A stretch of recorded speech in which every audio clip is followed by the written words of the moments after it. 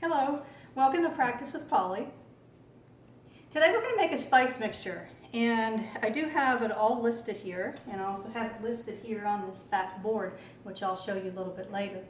With all this concern about viruses and how to keep your house clean, one of the ways is to put together some household spices and to literally burn them in your house and fumigate the house.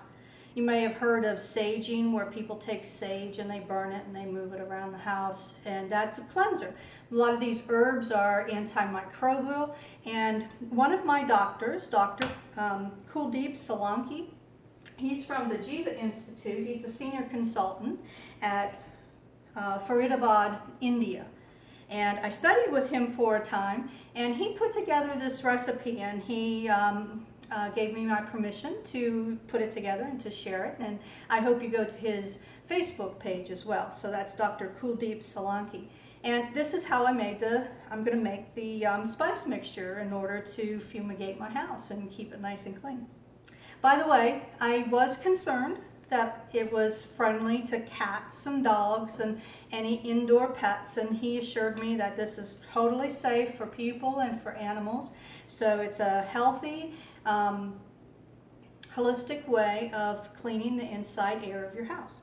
So let's start with the recipe. The first one is we're going to take turmeric, and I got this scale here, and the first part of the recipe is to put 50 grams of turmeric. So here's turmeric, there's 50 grams of it. And how did I weigh that? Well, I want to show you how to use the scale. So what I did was I turned it on, and once I turned it on, I took a container, whatever container, and all the containers I'm using here are stainless steel or glass because they're non-reactive.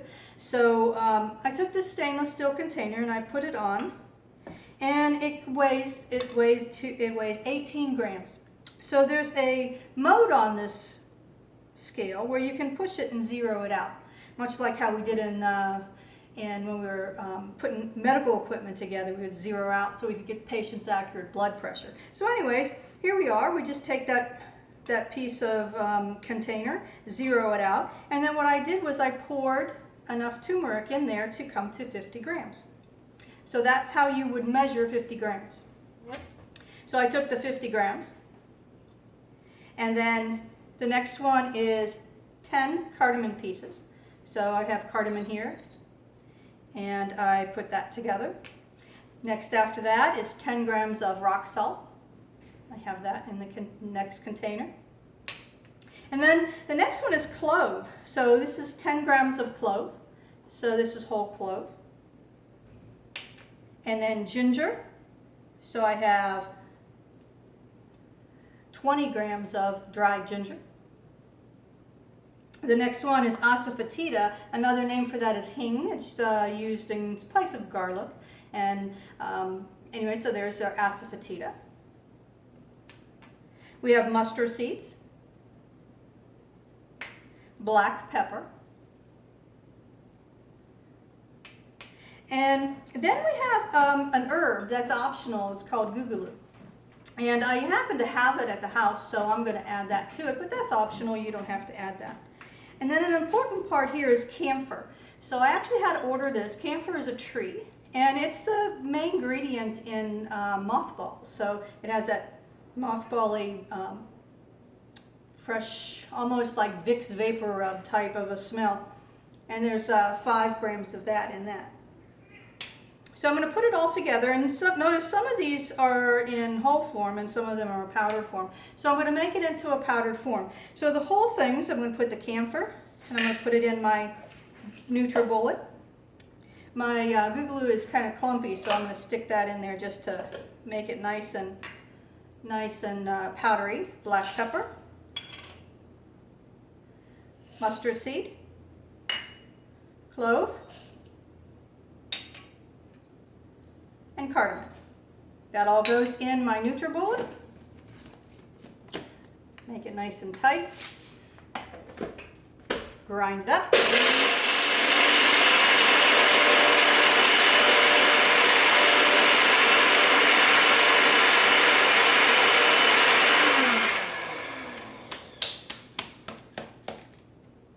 And maybe one more.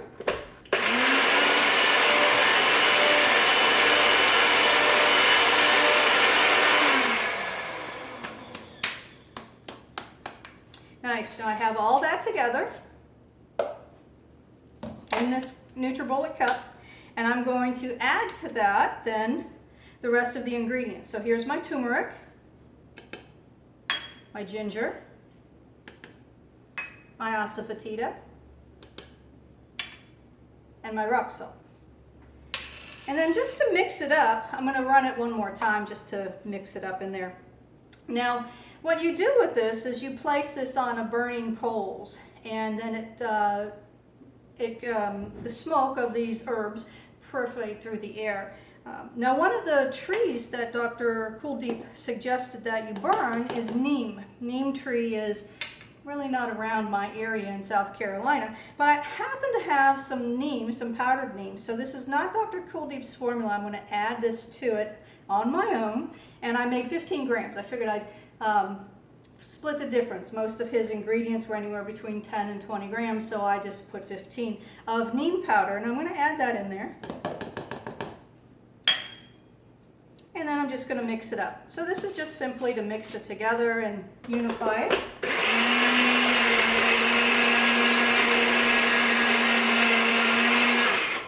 Once it comes out, it's all mixed up. Nice powder, and then I'm going to use a glass container to store it in. So I'm just going to pour it into the glass container. And the turmeric, you have to be careful with the turmeric because if you get it on your clothes, it will stain. And then we have this nice powder that's all mixed with all these spices, all of which are antimicrobial, and once they are burned, their scent and their essence will proliferate in the air. So how to make this slightly stick together? Well, Dr. Kuldeep says to take a little bit of ghee. So here's ghee that I made, and I'm going to use pardon me one second. I'm going to use a clean spoon.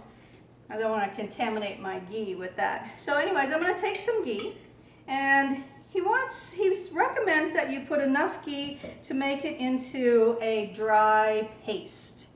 Just enough. So I don't know exactly how much is that going to be. So I'm just going to kind of mix it until I get it pasty.